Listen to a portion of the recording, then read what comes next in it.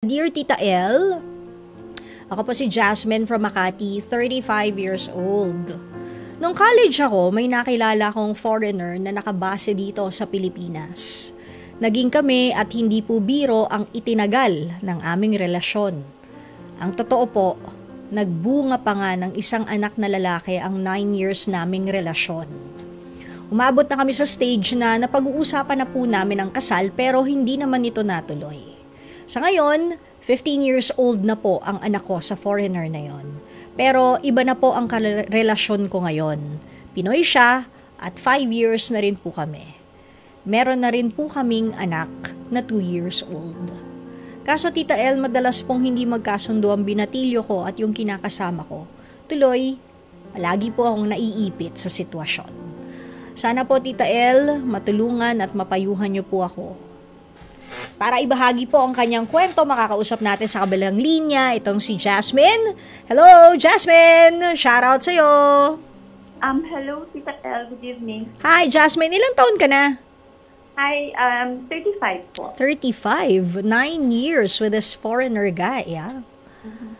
Ba't kayo naghiwalay, if you don't mind me asking? Kasi, parang kasi ang mangyari, mag-move ako doon, which is taga-US kasi. And ako, that time, tinuloy ko kasi yung studies ko. And after the studies ko, syempre parang I started my career. So parang nagpareho na rin naman kaming, we grew apart. Parang ganun. And then siya, like, along the way, na-realize niya na hindi pa din pala siya ready na mag-settle down. Ganon, naanakan ka, tapos hindi pa rin ready mag-settle down. Ilang taon na ba siya? He was 8 years ahead of me. So halos magkaidadan kayo nung time na yon? Hindi. Parang 20 ako noon, and then 28 siya that time. Mas mature siya, kumbaga. Yeah. Pero after 9 years, he realized, kung 28, 29, like, magfo-40 na siya, hindi pa siya ready mag-settle down? Kasi, I think it has something to do with his work then. Kasi he travels a lot for work. So, he's doon, and then dun sa work niya, parang as a partner ng job niya, yun, traveling, ganyan. Tapos maraming yung nakakasalamuhang iba, especially girls, ganyan. So, baka dahil doon, we didn't really discuss yung like reasoning niya kasi that time parang wala na rin kasi talaga akong amor. How about yung anak mo sa kanya? Nagbibigay ba siya kahit paano ng monthly allowance? He did that for about 7 years. But? After, hindi, 7 years, di ba 9 years kami, pero like a year or two after namin maghiwalay, siyempre kasi since wala naman na kami, nagkaroon ako ng ibang ka-relationship, and then nalaman niya yun, parang he just went cold turkey, like dun sa sustento. Okay, so i-fast forward na nga natin. So you met this guy, and what does he do for a living? Nagmamanage siya ng mga bands, parang international bands, yung gano'n. So, tour manager. Okay. And sabi mo nga, ang pinakang problema is medyo nagkakaroon ng argument between yung panganay mo at yung husband o yung kinakasama mo. Yes, yung current partner ko, the issue, yung ngayon. Although, yung partner ko naman ngayon, he's a good provider. He is a good father figure dun sa panganay ko. Kaya lang kasi most of the time, parang nagka-clash sila. Okay. Parang hindi siya parang pabor, sa parang behavior. Kasi teenager, mahirap naman talagang intindihan yung mga teenager. Oo naman. Because it's hormones yan eh. Pero, how old was your partner and how old was your first kid, yung anak mo, yung binatilyo mo, nung nagsama kayo? he was 10. Mhm. Mm-mm. Tapos, yung partner mo nun? Ayun, malaki kasi yung age gap namin din. Mhm. We have like 10 years age gap ng current partner ko ngayon. So, kumbaga, kung 10, tapos 15, tama ba? 15 na ngayon yung anak mo? Yes, 5 years na kami ng Oo. current. So, ibig sabihin, parang halos sa kanya na rin naman, siya na rin talaga yung naging tatay. Yeah. But have you asked your, tinanong mo ba yung binatilyo mo kung okay lang na siya yung maging tatay? Kung komportable ba siya? How does he feel towards your partner? Okay naman kasi, like, nung umpisa. Kasi, like, matagal din, like, ilang buwan. Then, like, I think close to a year din bago ko siya pinakilala dun sa bata eh. Mhm. Parang we started, like, talagang yung getting to know each other, yung talagang kilalanin talaga ng mabuti yung isa't isa bago ko siya pinakilala. Kasi ayoko din naman na parang kalalakhan niya, tapos biglang in the end, hindi pala kami compatible, so maghihiwalay. So, ayoko kasi ng yung sino-sino lang din yung pinapakilala sa kanya. Oo. And as din naman talaga yung blessing niya na okay lang ba, Mhm. na ganito, parang dito na siya, sa atin, ganyan. Parang sana yung tatay yung sabi mo. So, okay naman sa kanya. Oo.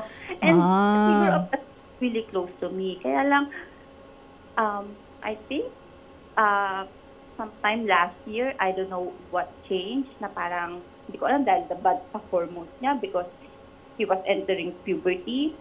Yun, parang nagbago or siguro may naging mga parang Barkada. Barkada, yung na barkada, yung ganon.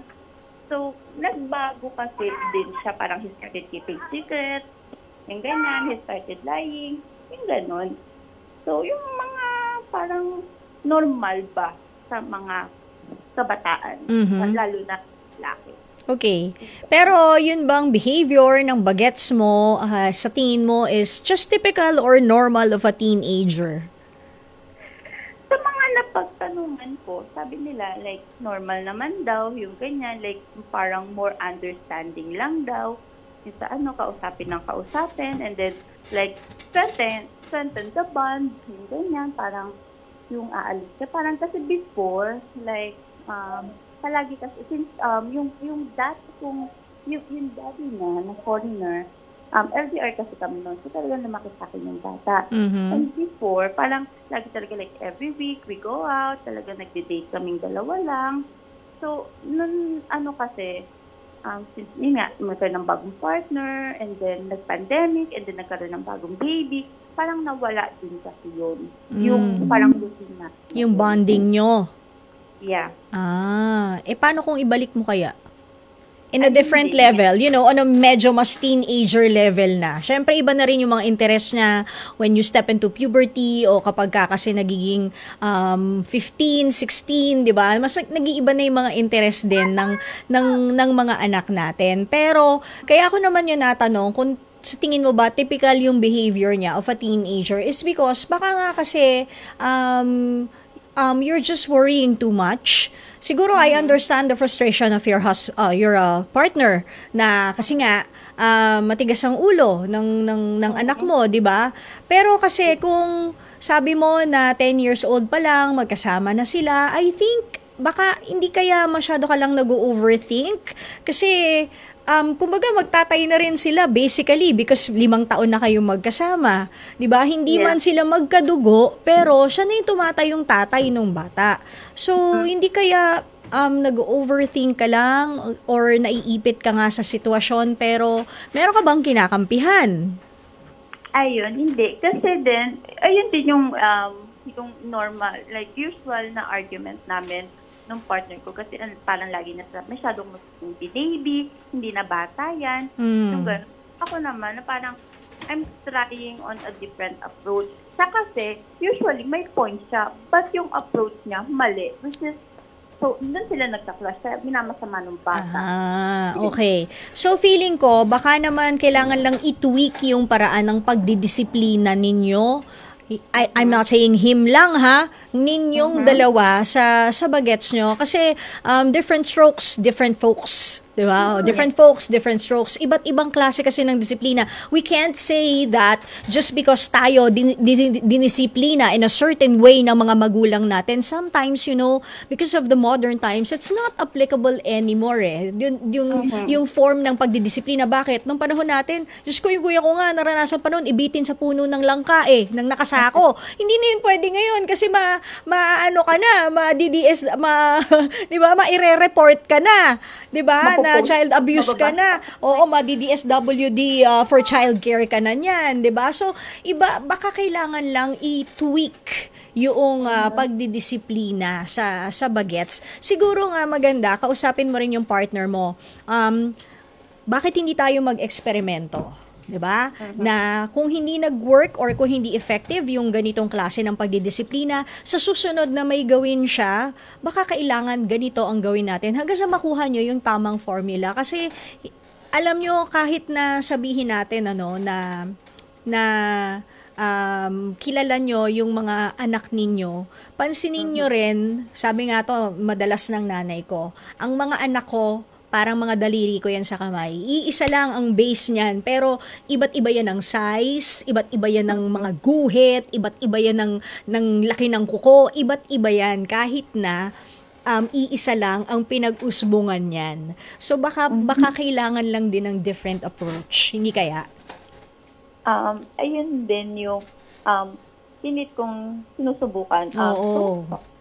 Try nyo, 'di ba? Try nyo between them for at saka sana parang alam mo, also explain to your partner, Jasmine, na eto yung time that that your binatilyo needs him most, kasi eto yung panahon na kailangan ng gabay ng binatilyo mo, ng father figure, kasi nagiging na siya magiging full grown na siya or adult in time. So kailangan mas lalo yung gabay.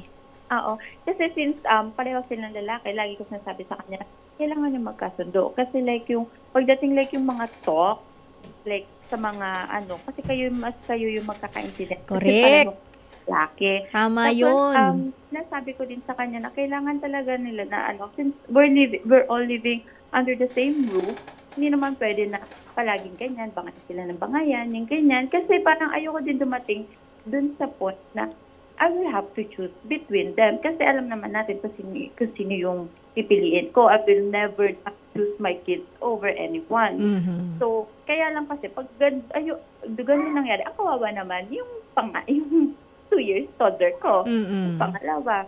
So, and ayoko naman din iparana sa kanya na parang, alam mo yun, na wala nang wala nang tatay si kuya, tapos sa din mawawala. Ayoko na ng gano'n. So, my partner is a good man, good provider. Ganyan. Kaya lang talaga, ang hindi ko, ang naiinis na talaga ako, yung pag yung nagsa-class sila. Kasi ako naiipit ako sa kanila. Yung ganyan.